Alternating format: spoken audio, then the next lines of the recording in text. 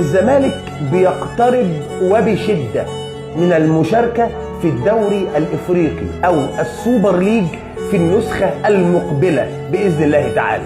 إيه اللي حصل وإزاي؟ طبعا الزمالك النسخة الأولى ما شاركش في البطولة لأنه كان البطولة كانت من 8 فرق والزمالك ما كانش في التصنيف من أول 8 فرق في التصنيف. إيه اللي حصل؟ وليه الأمر اتقلب القلبة دي؟ ركز معايا. الزمالك زق بيراميدز اداله كتف كده، خرجه من السباق، واصبح الزمالك هو الفريق المصري الثاني المرشح للتواجد في الدوري الافريقي لكرة القدم السوبر ليج في نسخته الثانية بمشاركة 24 فريق.